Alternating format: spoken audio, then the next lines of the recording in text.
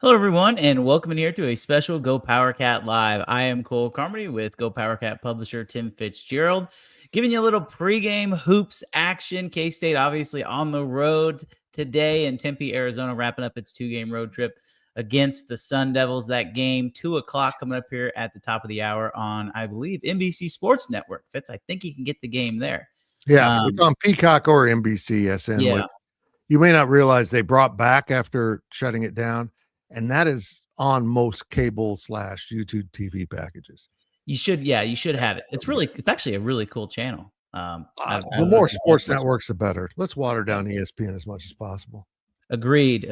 We will get into some hoops talk, obviously, but there's some other news. And in case you were asleep this morning, at around 7:30 this morning, Pete Thamel of ESPN reporting Kansas State has a new offensive coordinator. Fitz, let's get into that first. Obviously, that's the big news of the day. And I think when you look at what K-State's trying to do, Sean Gleason, the new man, give me your thoughts on this hire. I think it's interesting. Reportedly, we're pretty sure Pete Thamel isn't out there using unknown sources. He's talking to coaches. Yeah. I don't know if you heard Nick Saban poke fun out of him, called him Hamel, and said he wouldn't believe how much fake information I sent him. Wouldn't it be great to just text every head coach in the country and get answers like that? Right. But yes, so I believe this is true. It's a very interesting hire.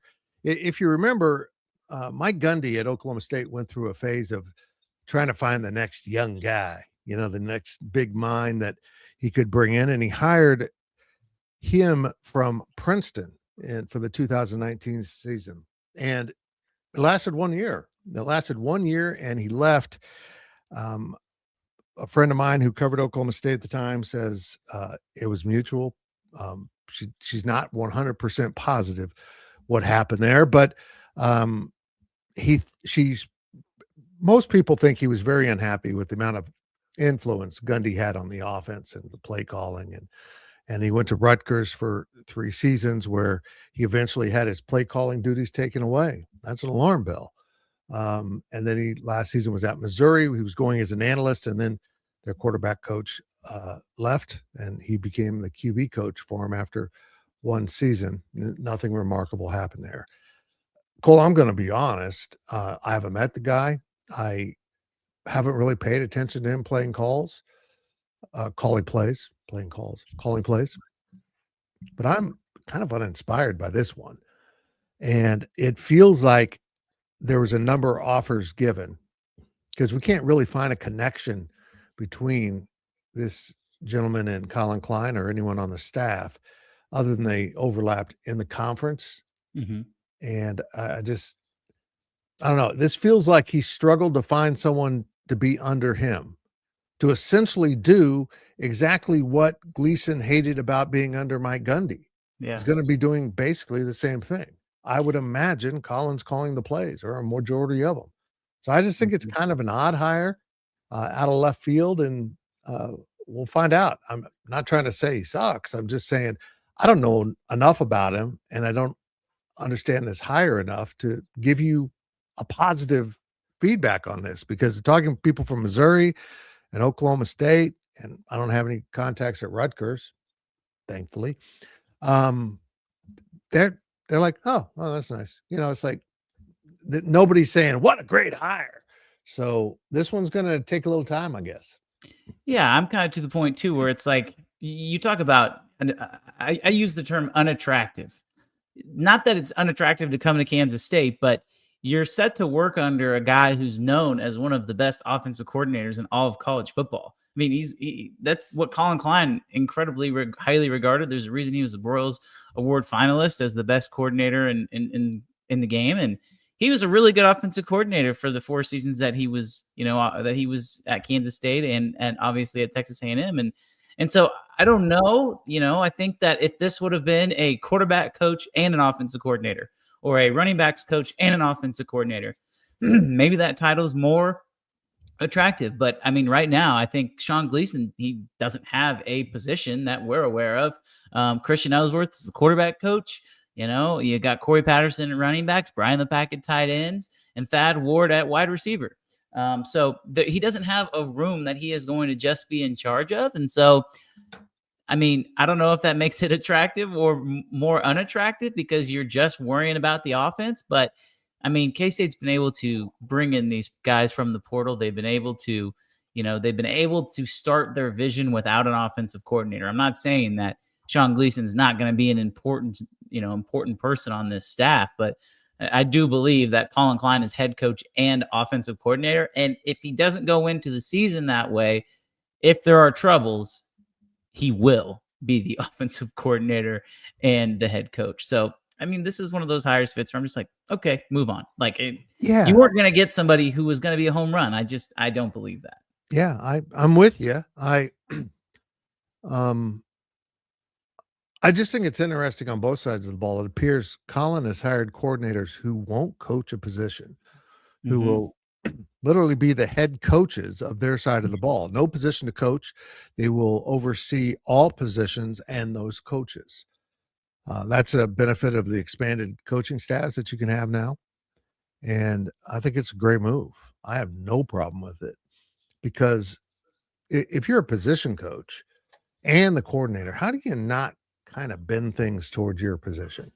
I always thought Joe Klanderman put a lot of effort into recruiting safeties more than any other position, but because he took pride in it, and it was for him, it was the foundation of that side of the ball from his perspective.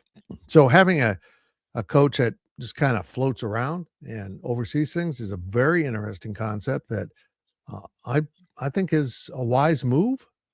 But again, I just don't see enough background on him to go yippee or boo it. I'm just very curious. I guess I should dig back into his Princeton years because he was highly successful there with the Tigers. And I didn't do that, but I often don't study Ivy League stuff. I know that's surprising. Ivy League studying, they all go together. Yes. So, but it appears the staff is complete in terms of coaches. There'll be tons of other positions probably filled in or have been filled in. They just didn't rate an announcement, a press release. So I'm looking forward to seeing that list. Maybe we should just go check on K-State sports.com. But yeah, I think Colin did a brilliant job of filling the staff, particularly on the defensive side of the ball. I love the defensive staff. I have some questions about some of the offensive guys, but that's Colin's side of the ball. So he's not going to handcuff himself with guys he doesn't know and trust. I think there's something there, but we'll see how this OC actually fills the role, as if it's traditional or not. Yeah, and I actually did, Fitz. I did go back and I looked at a little bit of the Princeton days, and obviously he was very, very successful. You don't just go from the Ivy League to the Big 12 and not be successful. His offense has led all of FCS in scoring at 48 points a game. Princeton was undefeated his last season, so. I mean, obviously major success there. And you kind of dig a little bit more into his background. And even if you look at Missouri, he's been a part of staffs that have run the football.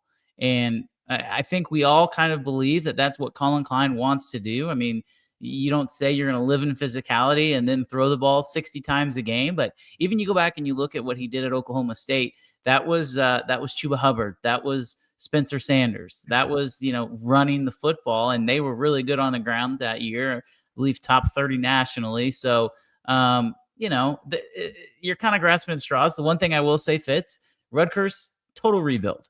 Absolutely horrible when he went up there. And I understand why he did that, right? Like sometimes if you're not in a spot you like, you can work through it. But if you have an opportunity to go home, which is what he had, he's from New Jersey. That's another weird part. Yeah. Yeah. When Rutgers opened up, he took that job to work under Greg Schiano, developed Isaiah Pacheco, who obviously has had a successful NFL career. He had him for 2 years. And then he also recruited and developed Kyle Monangai, who has really broke out as a rookie with the Chicago Bears. And so I think running the football is his basis. So we'll see how, that matches with Colin. Honestly, what I could see happening, maybe he works more on the run game side of things with Brian the Pack, with Mike Schmidt. Colin Klein maybe works more on the passing game side, and they combine heads. And I do believe Colin Klein will call the plays, but that's what I have found so far in him. Cole, I have an important update from Big 12 basketball from Bracket Cat.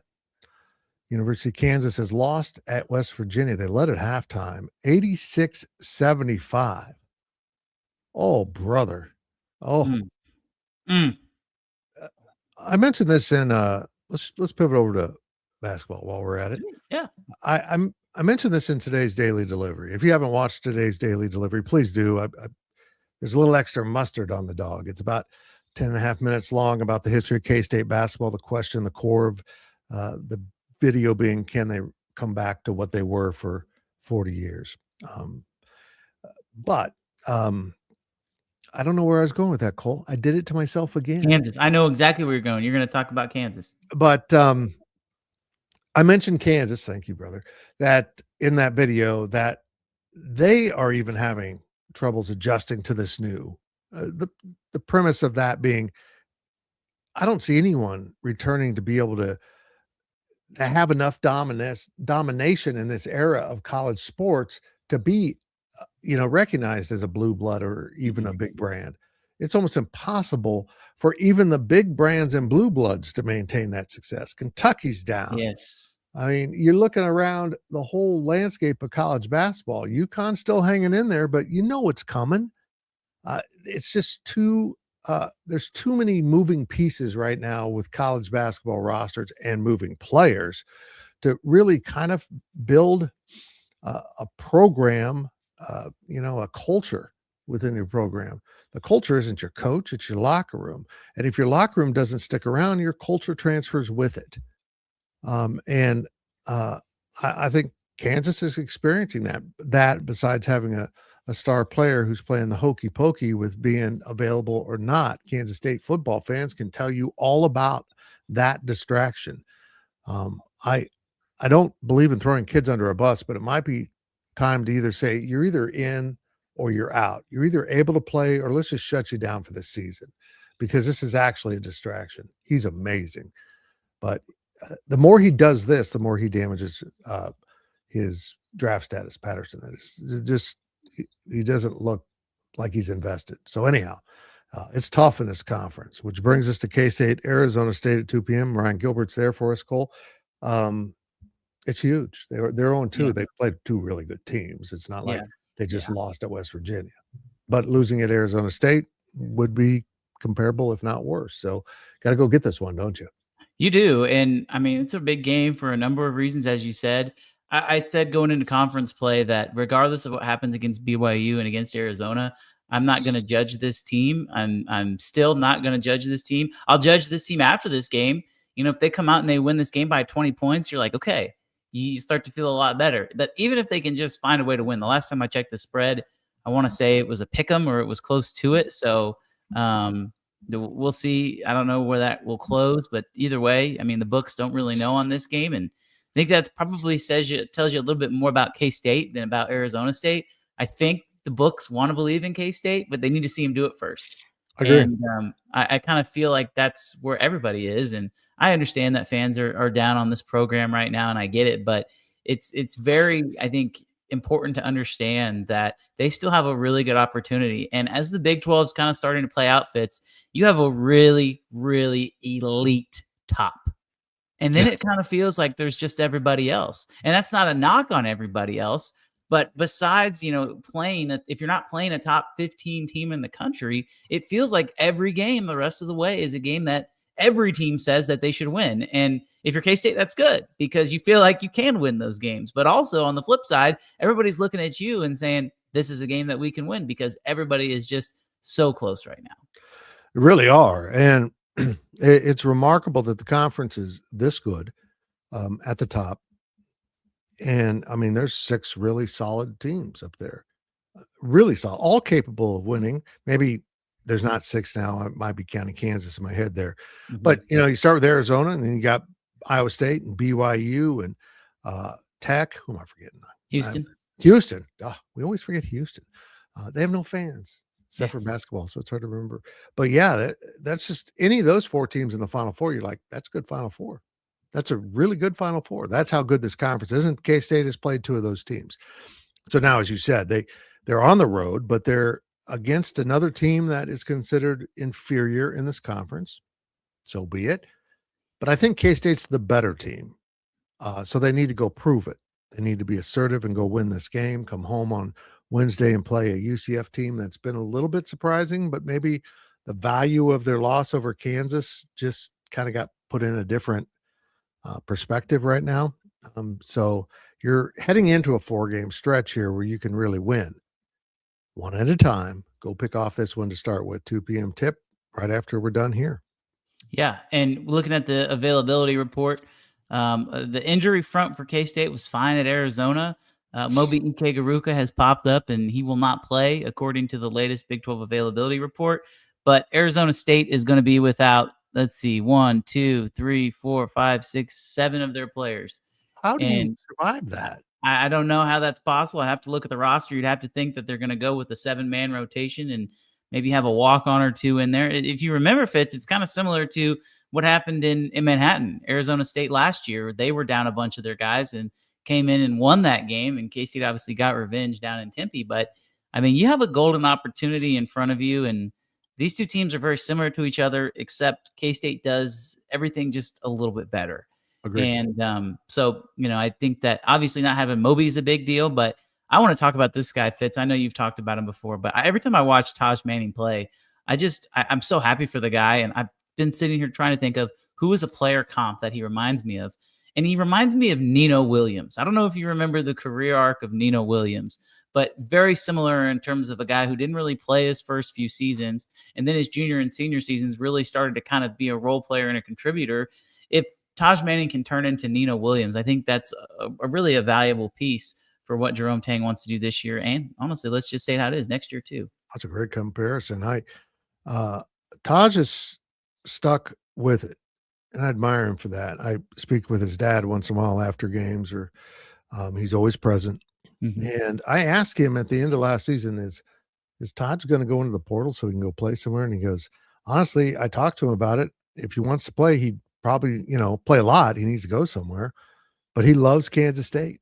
He loves everything about this institution, and he's willing to continue to work to get on the court. So it's refreshing to see him, even if it was caused by, a recruiting miss along the front line and then some guys that are banged up. I don't care. He's making the most of it. The very least you can ask of a player that's coming off the bench that's been buried to give you is energy. Go play hard. Go play like you want to be out there. Play like everyone else on the court is taking it for granted. And he's done that. He's physically outmatched at times because he's being asked to play the 4 when physically he's a 3. His game is more of a 4, though. So I'm very happy for him. But he's now he needs to make the kind of progress Nino did, which was a remarkable amount of progress. He went from the play hard guy to a guy that could actually take over a game at times and score. I don't think we're anywhere near that with Manning, but we'll find out. There goes the light. I'm really happy for him. I'm happy for the family. He loves K-State and he's going to stick around. Taj Manning, cousin of Josh Manning, newest Crazy. State wide receiver. There you go. Both from the Kansas City area, so that's cool too. Let's talk about Andre Kostic for a second, because that was one of Ryan Gilbert's topics of his double delivery, which is one of our new videos you can check up on the YouTube channel. If you haven't seen that, go check it out. Andre Kostic, to me, Fitz, is like the backup quarterback, and that is not a knock on him. But all of the fans seem desperately want to see him on the court. He did get on the court against Arizona. I don't think he necessarily played horrible. He didn't necessarily play well. I've seen some folks talk about how, for the money they're paying him, he needs to be better and this and that. And I don't disagree with that. But I mean, this is my rule of thumb. don't concern yourself with what guys are making in the portal, or, in the portal, freshmen, whatever, because you're just going to get let down. If you have your mind trained to, oh, he's making X amount of dollars, he needs to be producing this amount, you're going to be let down, because guess what? PJ Haggerty's been really damn good, but K-State's 9-6. It doesn't matter what he's making. Nobody's sitting here saying, well, PJ Haggerty's making this amount of money, K-State should be better, right? Like, I understand why people are saying that about Kostic, but I have just been trying to tell people, temper your expectations, because he is a freshman. And so obviously, I think if K-State wants to be good, him being good will help. But with that being said, Jerome Tang said after the game, he has a plan. So I'm asking you, Fitz, what do you think that plan is? And will that be more of him in 2026? I don't know, brother. I don't know. He was the player I was most excited about. I think a lot of people were. His highlights were fantastic. He's got a great understanding of offense and the ability to score. I think he brings a lot to the floor on that end. He might as well not run back on defense, though. I mean, seriously, he looks like me in like an auto repair garage. I have no idea what I'm supposed to do, where I'm supposed to stand. What's the first thing I start with? I have no idea what I'm doing. And that's exactly what defense looks like to him. He's completely lost. He's turned around, turns his back to the player he's covering. He loses sight of the ball all the time. People just drive by him because he doesn't really shuffle his feet. I guess playing defense and defensive fundamentals aren't part of the Euro game, but he can shoot it, which is part of the Euro game. And I guess maybe Coach Tang is just leaning into the offense, saying, "F it, I'm gonna just try to outscore Arizona State," which probably will work. So we'll see. We'll see if that attack to score a lot of points and get out of there with a win, I think, is probably the game plan. And every time K-State has one of those games, Cole, if you remember, they really have a nice offensive kind of, get it all out of their system.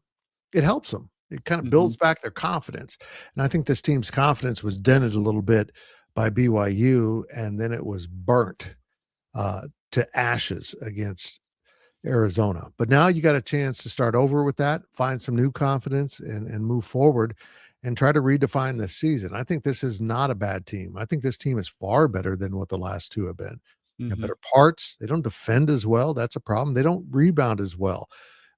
They're a David Gasson away from being really good, someone that does all those things and shows an example. So they need to get a lot better to get into the NCAA tournament. Not a lot. They just need to start winning games they can win, like this one. And if they do that, they're going to be in postseason play, because the conference strength of schedule is going to carry them a long ways. And plus, they have some really good non-conference wins that we didn't understand to be good at the time, but here we are. They're good wins over the likes of Nebraska and others. Mississippi State continuing to actually play better. Yep. You mentioned Nebraska, Fitz. I mean, just think if K-State actually wins that game, they come one made shot away from giving Nebraska their only loss. Nebraska just beat Indiana on the road today, so that Nebraska team is legit. They can win the Big Ten. Who would have ever thought that? I definitely didn't think that when I watched them play, but I mean, not saying that a 1-point loss is going to help your resume, but people are going to look at that if they're in the conversation at the end of the year and say, look at this. Neutral court almost beat, a potential, do I dare say, top 3 seed? I mean, we'll find out, but that's kind of the way things are trending for Nebraska. So, yeah, I agree. I mean, this is a really important game. And, obviously if you win doesn't mean that you're going to have a great season. But I think if you lose this game, then you have a lot of work to do. And you probably are going to need to pull off an upset or two along the way. I'm not saying you don't have to do that now, but I mean, you look at the schedule, Fits, all of a sudden that game at home against Kansas, you're like, that's a game where you don't have to play your A game to win. As crazy as that sounds, Kansas has struggled on the road. They are not the same team. They should have lost last week at home against TCU, and I don't think TCU is that good. So it's going to be interesting to see what happens down the stretch, but I'm encouraged. But I need to see it today. That's really what it comes down to. I would agree with you. We need to see some of that fight this team had earlier in the year. I guess teams like Tulsa has turned out to be really good. Creighton has bounced back. You mentioned Mississippi State. Yeah, they came really close on Nebraska and didn't quite get over the hump. We thought that was a bad loss. Turned out to be I don't know if there's a good loss, but that probably how it'll be viewed. It certainly helps the strength of schedule. But Arizona State is right for the picking. They're thinned out. Nobody believes in the coach, probably including the coach. I don't expect a really big crowd there. I mean, particularly when the area females find out Ryan Gilbert's going to be there, they're not going to go to the game. That's kind of a scientific truth. But yeah, this is a program on the skids, so it's one you need to not let feel good about itself, and you got to go get this win. No doubt. Before we wrap up, I do want to get your thoughts, Fitz, on the portal for K-State football. We're at a point where 2 days ago, K-State had 0 commits, and I think fans were like, including myself, I remember I sent the GIF in our group chat of the Dave Chappelle skit where he's scratching his neck, like, is there any more commits? Like, it kind of felt like it was trending that way, and then back to back to back, essentially yesterday with K-State. It feels like they are at a point now where when the commits come, they continue to roll in because they have guys on campus. Those guys go home, they talk with their parents, and then boom, boom, boom, they all decide to come to Kansas State. I want to make sure people understand, too, just because K-State has a kid on a visit, that doesn't necessarily mean that kid has an offer, or that doesn't necessarily mean that K-State is going to take that kid. And so a kid could visit K-State who everybody thinks is really good, but if the staff feels like they're not a fit, they'll move on from them. And that doesn't happen. It's not to say that K-State's getting every single kid they want to get, but it does feel like on the guys who they want, they have a pretty high success rate on so far. Yeah. Here's the thing is we have a tendency, and fans certainly do, of celebrating everyone who's coming in. Mm-hmm. And then watching players that were insignificant at your school or underperformed go to similar universities. Their fans are celebrating that too. The reality is some kids can reinvent themselves with the transfer, but also you don't magically become a better player. Maybe you get a better opportunity. So we know that not all these kids will turn out to be much of, what you expect, but I do like this group. I think they still have more work to do. And Cole, I think the reality that they're telling incoming signees that, look, you probably don't fit the new program's plans. The new staff doesn't see this in you. We're going to release you and you can start over. And if you want to go find a school, won't announce the release until you do so. Mm-hmm. And that's what's happened. But that tells me they like what's in the portal. There's only like 4,500 players went in the portal. Yeah. I wish I was joking. That's the actual number. Of course, it's all Division I in the portal, so there's FCS programs out there too. But it's alarming. I mean, you're still the number of players is just simply overwhelming. It doesn't even make sense to me, to be honest, if you do the math on how many teams there are and how many. It's like 2/3 of college football is in the portal. Yep, this is insane, man. God, geez. When are athletic departments of the NCAA going to realize we have to take the next steps to fix this, even if we don't like the next steps? It's just crazy to me. 1/4 of all FBS rosters are in the transfer portal. I saw 24%, so about 1% away as of this morning. And so, again, we can look at what K-State's lost in the transfer portal. We thought, I think all of us kind of expected there to be more. Not saying there hasn't been a lot now. The big ones hurt you, right? Like your Chidi Obiizors and your Tobias and Samis, your Jace Browns. Like, obviously, those are the guys you want to keep. K-State's traditionally done a good job of that. Like, I don't think folks understand that they were able to keep Austin Romaine on campus for 3 years. They were able to keep Jace Brown on campus for 3 years. Same thing with Chidi and Toby. Like, they kept these guys for a long time. And I think, obviously, retention's a really important thing in college football now. But, I'm not saying that if Chris Kleiman hadn't retired that these guys would have stayed. But I do believe a lot of it was related to coaching changes, and the guys that they've kept, they want. And so I think that's important. Obviously, some guys have left who they love to have, who they had loved to have kept. But overall, I think that It's been a really good portal haul. And Fitz, I'll say this too. Before the transfer portal, I do believe Jace Brown would have declared early to go to the NFL. I think it's possible Austin Romaine would have declared early to go to the NFL. Toby Ostin-Sami was a redshirt junior. Not saying he would have gone to the NFL, but it's possible. And so, like, before the transfer portal, all these guys who are performing at a super high level for 3 years at K-State and all across the country, that was the route that guys took to bet on themselves. And so it sucks you're losing them, but I don't think that, if you would have said you get this production, you're going to lose them after 3 years, I think K-State fans would have signed up for that. I'll be interested to watch Jace at LSU. To see if he can produce at the level he did. I think so. I mean, I think we're going to find out that there's no magic sauce to the SEC. It's just they've got good players and good athletes. And a good media deal. Yeah, great media deal. The ones I'm most interested in, because if you look back through the history of the portal, the brief history of outgoing players, until Will Howard, nobody had really done much. They go to Oregon and Kobe Savage gets lost in the shuffle. I mean, he's playing, but no, you never hear his name again. And other players transfer down and actually have less production, which is very interesting to me. But seeing Toby and Chidi both go to Indiana and what Indiana has done with the talent it's brought in, it's incredibly overhauled that roster. Coach Sandendi did, and he's done it with guys they can get. They haven't gone out and spent the money. They've got a competitive NIL probably for the Big 12. They went out and found players with incredible evaluations. That's what he's doing is exactly what made Bill Snyder special. He recognized it, whatever that is. Coach Signetti and Bill Snyder both recognize that thing you've got to have to be really good.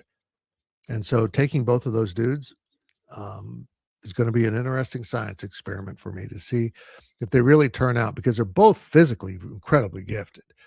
They just haven't quite settled in. Toby's gotten close, but then got injured. And I think that probably would have stopped him from the NFL draft in the past. So the portal gives them a chance to prove themselves in a different way. And I'm all for it. We'll just see how that shakes out. But this is just such a strange environment in which we're existing in now, covering college football. The amount of time that is spent on covering the portal is absolutely dwarfing that of recruiting right now. Oh, yeah. I haven't even thought about it. And I mean, honestly, K-State's still actively recruiting 2026. They're still actively recruiting 2027.